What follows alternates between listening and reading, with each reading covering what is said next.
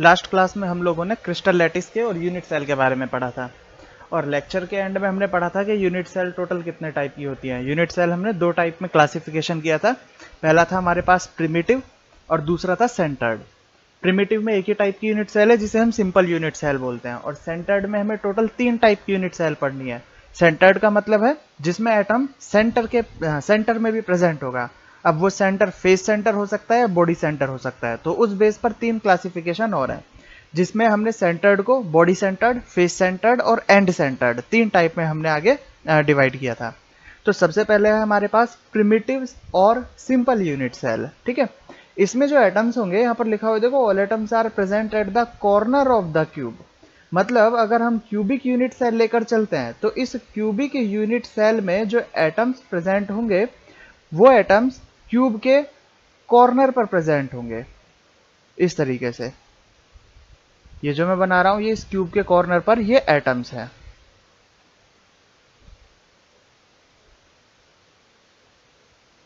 ठीक है, एक क्यूब के अंदर क्या क्या हो सकता है, body diagonal, face diagonal, edge, face, corner, वो हम लास्ट लेक्चर में डिस्कस कर चुके हैं। तो टोटल यहाँ पर कितने क्यूब है, टोटल यहाँ पर 8 कॉर्नर्स हैं। तो यहाँ पर टोटल कितने एटम्स प्रेजेंट हुए, 8 एटम्स प्रेजेंट हुए। ठीक है, अच्छा अब इन 8 एटम्स में हमको ये याद रखना है कि हम ये सिंपल एक यूनिट सेल की बात कर रहे हैं। इस यूनिट सेल में ये जैसे हम इस कॉर्नर एटम के बारे में अगर हम बात करें तो इस कॉर्नर एटम का सिर्फ इतना ही पार्ट यूनिट सेल के इस यूनिट सेल के अंदर प्रेजेंट है। ये जो मैं ग्रीन कलर से कर रहा हूं सिर्फ इतना ही पार्ट क्या है, इस यूनिट सेल के अंदर प्रेजेंट है। बाकी का जो पार्ट है ये पार्ट इस यूनिट सेल के बाहर है। अब इस यूनिट सेल के अगर बाहर होगा तो ये बाकी के यूनिट सेल के अंदर प्रेजेंट होगा। मतलब ये जैसे एटम है हमारे पास, तो ये इधर वाली यूनिट सेल, इसके पीछे जो यूनिट सेल है, इसके ऊपर जो यूनिट सेल है, ये टोटल उनके अंदर प्रेजेंट होगा। तो हम यहां पर बात कर रहे हैं कि एक यूनिट सेल के अंदर अगर इस यूनिट सेल की हम अगर बात करें तो इस यूनिट सेल में अगर इफेक्टिव एटम्स काउंट किए जाएं, इफेक्टिव एटम्स का मतलब कि अगर हम इन सब पार्ट को, ये जितने भी एटम्स के पार्ट इस यूनिट सेल के अंदर आ रहे हैं, टोटल काउंट करें तो इस यूनिट सेल के अंदर कितने पार्ट होंगे। ठीक है, तो हम बात करते हैं यहां पर, जिसे हम डिनोट करेंगे Z से। Z equal to number of effective particles in unit cell, number of effective particles in unit cell, इसे हम Z से डिनोट करेंगे। ठीक है, number of total atom in one unit cell. तो यहां पर देखो Z इक्वल टू इस यूनिट सेल में एटम्स कहां पर प्रेजेंट है, कॉर्नर एटम पर।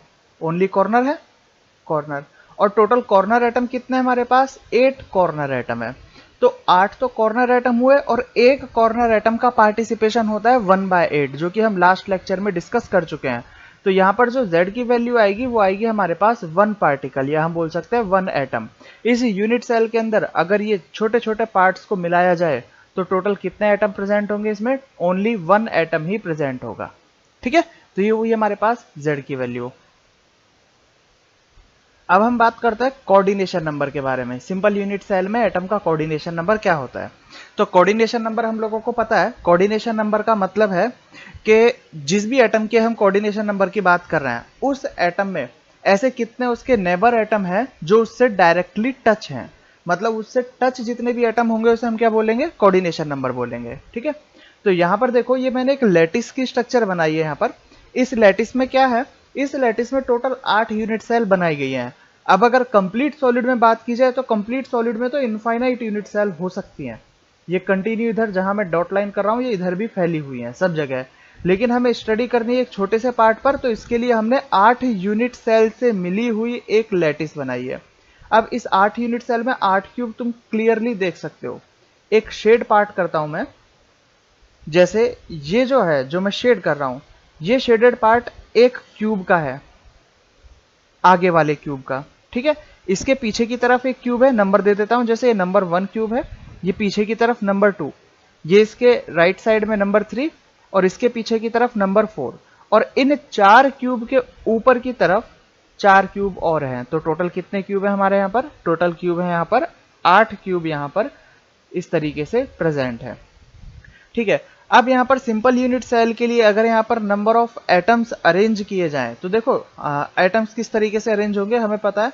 एटम्स कहाँ प्रेजेंट होते हैं, एटम्स प्रेजेंट है यहाँ पर कॉर्नर पर। तो कॉर्नर एटम मैं यहां पर बना देता हूं। इस आगे वाले क्यूब के कॉर्नर एटम है ये।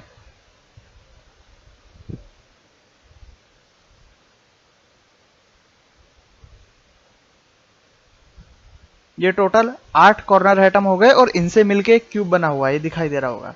इसके पास वाले के अगर मैं बनाता हूं कॉर्नर एटम तो 8 कॉर्नर एटम ये हो गए। बाकी के ये तो कॉमन रहेंगे, जैसे ये एटम है ये इस क्यूब में भी कॉमन है, नीचे वाले 4 क्यूब में और ऊपर वाले 4 क्यूब में कॉमन रहेगा। ये इसके पीछे वाले क्यूब के 8 और वो उसके साइड वाले के 8 हो गए। ठीक है। ऊपर वाले क्यूब में अगर हम एटम्स अरेंज करें तो ये एटम्स अरेंज हो गए।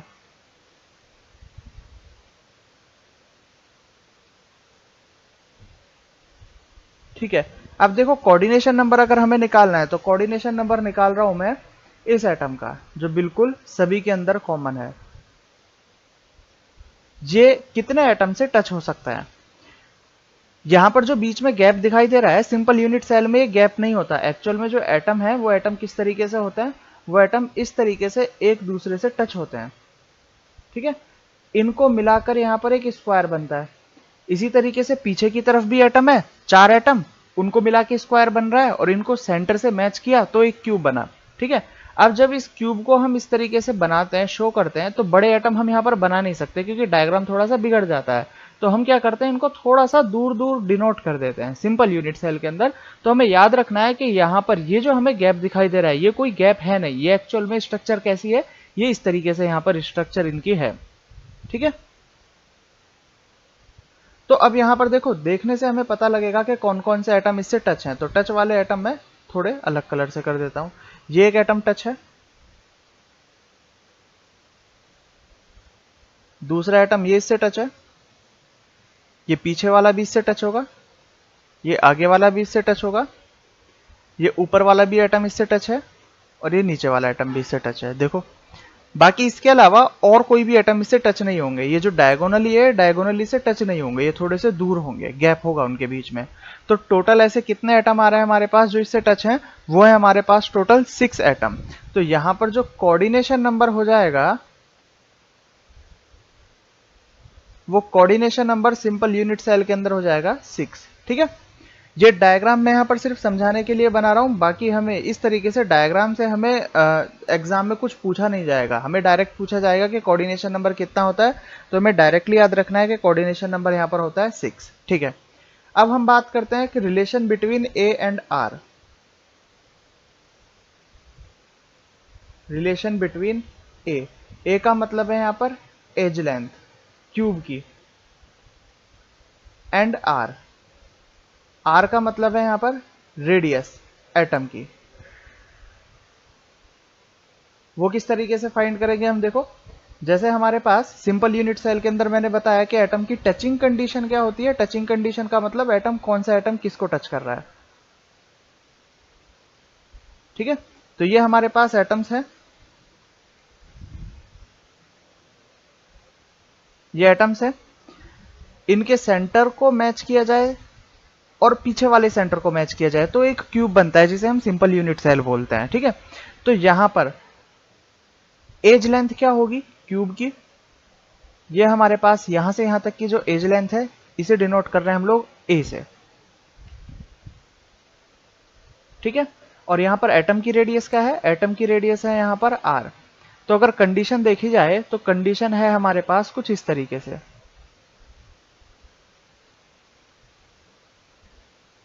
ये एज है और 2 एटम इस तरीके से यहां पर टच हैं। तो इसे हम डायरेक्टली बोल सकते हैं A is equal to 2R। A is equal to 2R क्योंकि यहां से यहां तक की रेडियस है R एंड यहां से यहां तक की एक रेडियस और है R। ठीक है। तो यहां पर A इक्वल टू क्या है हमारे पास 2R। ये रिलेशन बहुत इंपॉर्टेंट रिलेशन है, हमें याद रखना है, पैकिंग एफिशिएंसी निकालने के काम आएगा जब हम पैकिंग एफिशिएंसी वाला ठीक है, तो इस यूनिट सेल के अंदर कौन कौन से पॉइंट हमको याद रखना है वो एक बार हम फिर से देख लेते हैं। सिंपल यूनिट सेल के अंदर एक तो हमें लैटिस पॉइंट याद रखना है। लैटिस पॉइंट की कंडीशन मतलब एटम्स कहाँ प्रेजेंट है, एटम्स सभी कॉर्नर्स पर प्रेजेंट है। दूसरा हमें याद रखना है एक यूनिट सेल के अंदर टोटल कितने एटम होते हैं, जिसे हम Z से डिनोट करेंगे। Number of effective particle in unit cell, simple के अंदर होता है वो 1। ठीक है, तीसरा पॉइंट हमें याद रखना है कोऑर्डिनेशन नंबर। कोऑर्डिनेशन नंबर कितना होता है 6। ये नीचे डायग्राम बना के मैंने बताया है। ठीक है, अगर नहीं समझ में आता है तो हम डायरेक्टली याद रख सकते हैं, इसका इतना ज्यादा कोई रोल नहीं है। नेक्स्ट है हमारे पास relation between A and R। तो A एंड R का क्या रिलेशन है, वो है हमारे पास A is equal to 2R, जिसे हम टचिंग कंडीशन भी बोलते हैं। ठीक है, कि एटम्स एक दूसरे को किस तरीके से टच करते हैं। ठीक है, ये हुआ सिंपल यूनिट सेल। अब हम बात करते हैं फेस सेंटर्ड यूनिट सेल के बारे में। नेक्स्ट है हमारे पास फेस सेंटर्ड क्यूब, जिसे हम शॉर्ट में क्या बोलेंगे, FCC। आगे जब भी वर्ड यूज में लिया जाएगा तो फेस सेंटर्ड क्यूब की जगह हम क्या बोलेंगे, इसे FCC ही बोला जाएगा। ठीक है, सबसे पहले हम बात करते हैं इसके लैटिस पॉइंट की। इसके लैटिस पॉइंट कहां पर है, लैटिस पॉइंट का मतलब इसके अंदर एटम्स कहां पर प्रेजेंट है। तो इसके अंदर जो एटम्स है वो एटम्स प्रेजेंट है कॉर्नर एंड फेस सेंटर पर। तो लिख देते हैं हम ये, atoms are present at corners and face centre.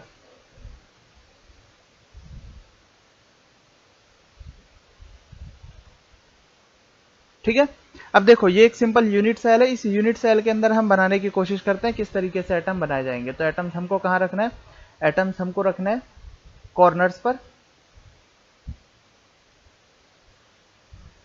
Corner पर एटम तो सभी यूनिट सेल के अंदर होंगे,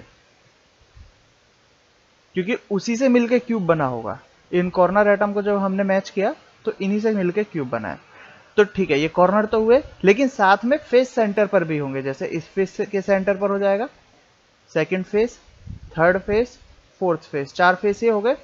एक ये पीछे वाला फेस होगा और एक ये आगे वाला फेस होगा। ठीक है, पीछे वाला फेस ये है हमारे पास और आगे वाला फ्रंट साइड वाला फेस ये हो जाएगा। तो टोटल हमारे पास 6 एटम कहाँ हो चुके हैं, इस फेस पर हो चुके हैं। ठीक है, इनके हम कंट्रीब्यूशन के बारे में पहले ही बात कर चुके हैं, किसका कितना कंट्रीब्यूशन होता है। तो ये फेस सेंटर्ड यूनिट सेल का हमारे पास एक सिंपल डायग्राम हुआ। ठीक, अब हम बात करते हैं Z के बारे में, इफेक्टिव एटम्स के बारे में।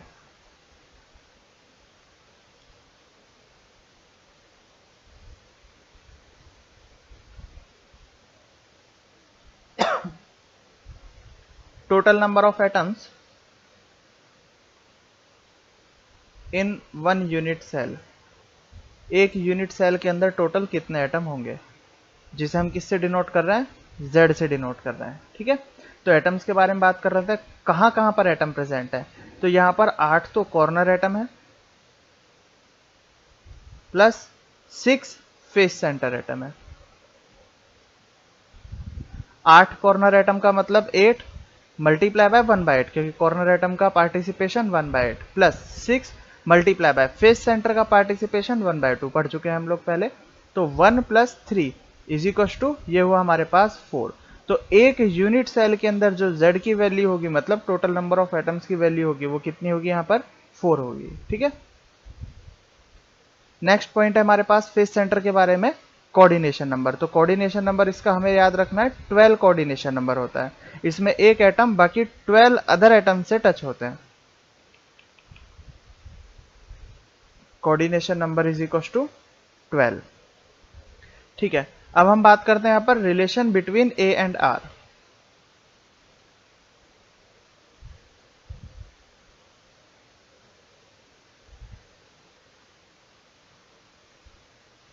टचिंग कंडीशन भी इसे बोल सकते हैं हम लोग। टचिंग कंडीशन इसकी क्या है,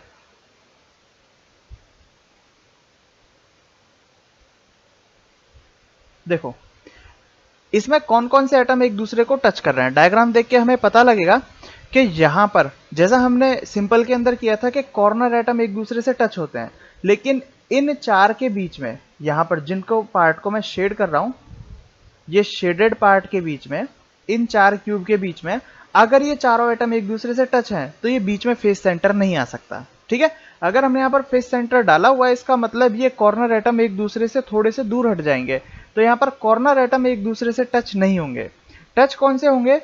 ये 3 एटम एक दूसरे से टच हो सकते हैं। फेस डायगोनल वाले, ये जो 3 एटम है, ये 3 एटम एक दूसरे से टच हो सकते हैं। तो अब यहां पर देखो कि नंबर दे देता हूं मैं ए, बी एंड सी, ये नेमिंग किया।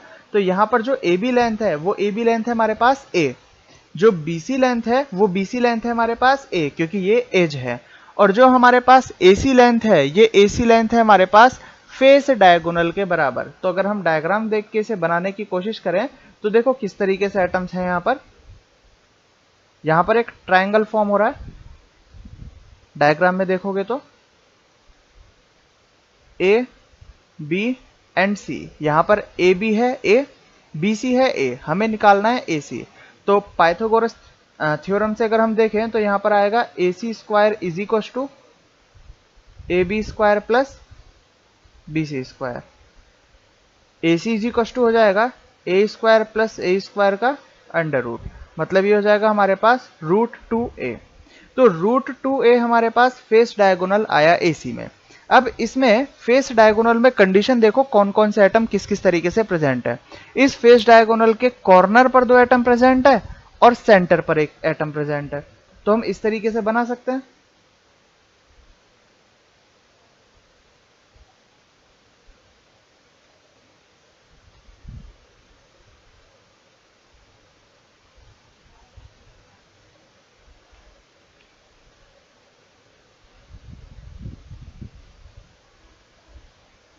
कि अगर यहां पर ये फेस डायगोनल है, ये टचिंग कंडीशन हमने लिया हुआ है, तो इसमें ये तो हुए हमारे पास कॉर्नर एटम, ठीक है, और ये हुआ हमारे पास फेस सेंटर एटम। तो देखने से पता लग रहा है कि कितने आर आएंगे। ये एसी है और ये बी पॉइंट हो जाएगा। तो एक आर ये रहा रेडियस में, एक आर ये रहा, और ये पूरा डायमीटर है। तो यहां से यहां तक होगा हमारे पास 2r। तो टोटल जो कंडीशन आई वो आई हमारे पास 4r के बराबर AC हो जाएगा, ठीक है। और ये 4 AC की वैल्यू हम ऊपर निकाल चुके हैं। यहां पर आएगा हमारे पास 4r equal to root 2a। तो ये हमारे पास A एंड R के बीच का रिलेशन बहुत ही इंपॉर्टेंट रिलेशन है, हर जगह काम आएगा, हर न्यूमेरिकल के अंदर काम आएगा। या फिर हम इसे बोल सकते हैं इस तरीके से A is equal to 4r by root 2, जिसे कट करेंगे तो A इज इक्वल टू हो जाएगा हमारे पास 2 रूट 2r। कोई सा भी रिलेशन हम इसमें से याद रख सकते हैं। तो FCC में हमें याद रखने वाले पॉइंट कौन कौन से हैं देखो। सबसे पहला है हमारे pass lattice point. Lattice point में क्या याद रखना है? एटम्स है कॉर्नर पर और फेस सेंटर पर। सेकेंड पॉइंट है हमारे पास Z की वैल्यू। FCC के अंदर Z की वैल्यू होती है 4। कोऑर्डिनेशन नंबर हो जाएगा हमारे पास 12। और A और R का रिलेशन क्या हो जाएगा? 4r is equal to root 2a। ये वैल्यूज हमें यहाँ पर इस तरीके से याद रखनी है। नेक्स्ट टाइप का यूनिट सेल है हमारे पास बॉडी सेंटर्ड क्यूब, जिसे हम क्या बोलेंगे शॉर्ट में? BCC। BCC unit cell. इसमें हम बात करते हैं सबसे पहला पॉइंट सेम लैटिस पॉइंट के बारे में। इसके लैटिस पॉइंट्स कहां होंगे? तो जैसा हमें पता है कॉर्नर पर तो एटम्स होते ही हैं। एटम्स आर प्रेजेंट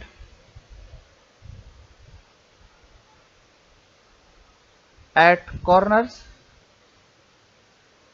एंड, नाम से पता लग रहा है बॉडी सेंटर, तो एक एटम बॉडी के सेंटर में होना चाहिए। तो atoms are present at corners and body centre, ठीक है। पोजीशन देखो डायग्राम के अंदर किस तरीके से होगी एटम्स की। कॉर्नर्स पर एटम बना देते हैं,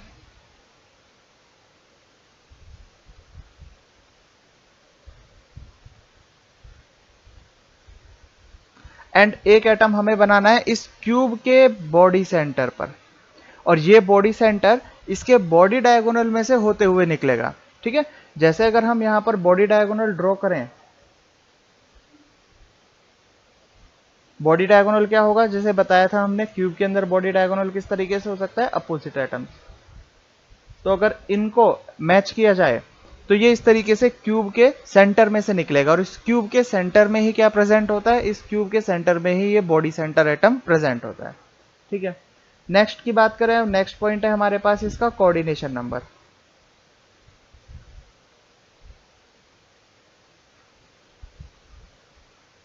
कोऑर्डिनेशन नंबर होगा, देख सकते हैं हम यहाँ पर कोऑर्डिनेशन नंबर किस तरीके से निकालेंगे कि अगर हमारे पास ये बॉडी सेंटर एटम है तो ये कितने एटम से टच होगा, ये 8 कॉर्नर एटम से टच है यहाँ पर।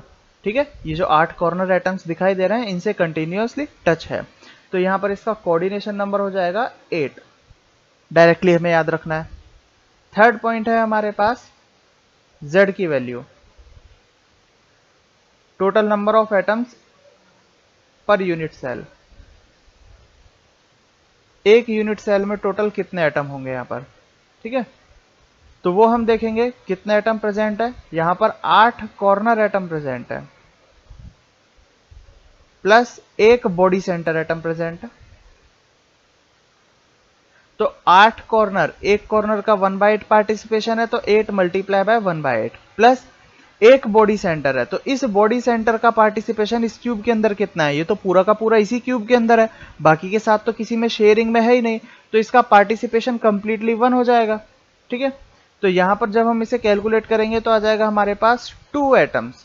तो यहां पर जो Z की वैल्यू है वो Z क्या है हमारे पास 2 एटम्स के इक्वल है। ठीक है, एंड नेक्स्ट पॉइंट है हमारे पास टचिंग कंडीशन।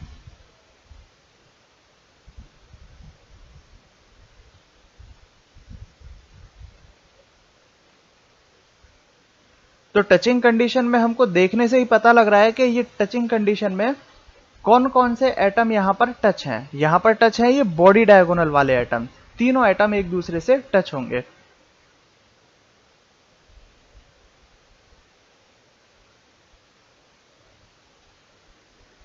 तो बॉडी डायगोनल के एटम्स अगर हम यहां पर ड्रॉ करें,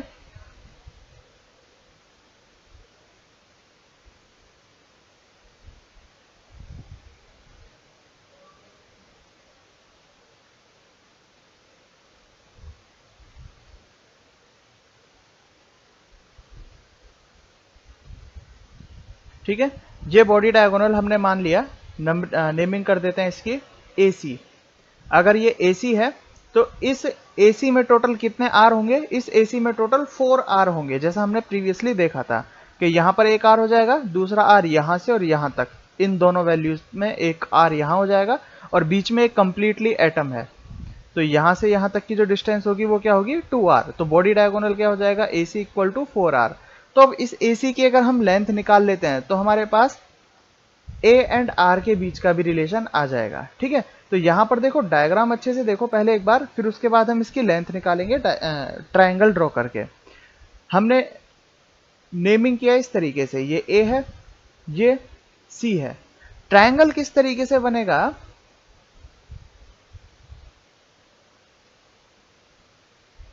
ये जो लाइन मैंने ड्रॉ किया है जहां पर मैं पॉइंट दे रहा हूं A, B एंड C, तो ट्रायंगल ABC हमें यहां पर क्लियरली दिखाई दे रहा है। ये जो ABC है एक राइट एंगल ट्रायंगल है। ठीक है, 90 डिग्री यहां पर कहां बन रहा है, ये 90 डिग्री यहां पर एंगल बन रहा है। ठीक है, तो अब यहां पर BC की लेंथ देखोगे तो BC की लेंथ है यहां पर A, क्योंकि ये एक एज है। ठीक है, AB की लेंथ देखोगे तो AB की लेंथ है यहां पर √2A। ठीक है, √2A क्यों, क्योंकि AB क्या है यहाँ पर फेस डायगोनल है, और फेस डायगोनल की लेंथ अभी हमने थोड़ी देर पहले FCC यूनिट सेल के अंदर मेजर की थी। तो यहाँ पर अब जब हम AC की वैल्यू निकालेंगे तो AC की वैल्यू हम पाइथागोरस थ्योरम से निकाल सकते हैं। किस तरीके से, यहाँ पर देखो राइट एंगल ट्राइंगल कैसे बन रहा है हमारे पास, एक लाइन ड्रॉ थी ये जिसे हम बॉडी डायगोनल बोल रहे हैं AC। ठीक है, उसके बाद B पॉइंट तक ये आई है, ये BC है हमारे पास, BC है एज, और AB जो बन रहा है AB है हमारे पास फेस डायगोनल, डायग्राम में देख सकते हैं हम लोग। तो ये A है, ये √2A है, तो AC हो जाएगा according to Pythagoras theorem AB² plus BC²। तो AC equal to under root AB² कितना है हमारे पास A² प्लस BC² कितना हो जाएगा हमारे पास 2A²। तो AC की वैल्यू आई √3A। तो हमें आगे के लिए भी याद रखना है कि जो बॉडी डायगोनल की लेंथ होती है वो कितनी होती है √3A। तो AC आया √3A और AC आया 4R, इन दोनों को इक्वल रख देते हैं, तो ये आ जाएगा हमारे पास √3A is equal to 4R। ठीक है, ये रिलेशन हमें बॉडी डायगोनल के लिए याद रखना है। तो अब देखते हैं बॉडी डायगोनल में कौन कौन से हमारे पास पॉइंट्स थे। पहला पॉइंट था हमारे पास इसका लैटिस पॉइंट। लैटिस पॉइंट कहां पर है? Atoms, all atoms are present at corner and body centre. Corner और बॉडी सेंटर पर एटम प्रेजेंट होंगे। दूसरा है कोऑर्डिनेशन नंबर कितना होगा इसका? 8। तीसरा है z की value, total number of atoms in 1 unit cell, वो है 2। और टचिंग कंडीशन में हमने देखा कि बॉडी डायगोनल वाले एटम्स एक दूसरे से टच होते हैं। तो 4r is equal to √3a, ये a और r के बीच का रिलेशन, ये पॉइंट्स हमें यहाँ पर याद रखना है। ठीक है, डायग्राम में क्लियरली दिखाई दे सकता है टचिंग कंडीशन, ये है AC। यहाँ पर 1r, 2r एंड 1r। तो ये जो हमारे पास लेंथ है ये है √3a। ठीक है, तो हमें याद रखना है एज होता है a, face diagonal √2a, body diagonal √3a। इसी से हम सारी वैल्यूज यहाँ पर कैलकुलेट कर सकते हैं। तो यहाँ पर अभी तक हम पढ़ चुके हैं BCC। नेक्स्ट है हमारे पास एंड सेंटर्ड। ठीक है, तो एंड सेंटर्ड में हमें बहुत कुछ याद नहीं रखना है। एंड सेंटर के हमारे पास लैटिस पॉइंट याद रखने होते हैं सिर्फ, वो लैटिस पॉइंट मैं यहाँ पर बता देता हूँ। तो ये है एंड सेंटर्ड क्यूब, बहुत कम काम आने वाला है, जिसे हम ECC बोलते हैं। तो इस ECC के लिए जो लैटिस पॉइंट होंगे वो लैटिस पॉइंट है, देखते हैं डायग्राम में। कॉर्नर्स तो है, ठीक है, कॉर्नर्स हमारे पास होते ही हैं जिनसे मिलके क्यूब बना होता है। तो 8 corner atom and 2 parallel face पर एटम। अब वो पैरेलल फेस कोई सी भी हो सकती हैं, या तो हम ऊपर नीचे वाली सेलेक्ट कर सकते हैं, या लेफ्ट राइट वाली, या आगे पीछे वाली। तो अगर मैं ऊपर नीचे वाली सेलेक्ट करूं, एक एटम को मैंने यहां पर रखा, तो दूसरा एटम इसके जस्ट सामने आएगा, अल्टरनेट फेस पर प्रेजेंट होगा। ठीक है, तो ये सामने वाली फेस पर एटम्स यहाँ पर प्रेजेंट होंगे, इसे बोला जाएगा ECC। तो इसके जो लैटिस पॉइंट है, अब उसको हम डिफाइन करें तो वो है हमारे पास all corner atom plus 2 parallel face,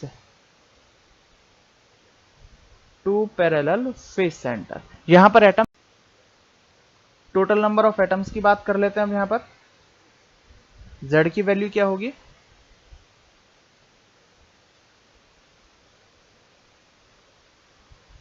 total atoms in 1 unit cell.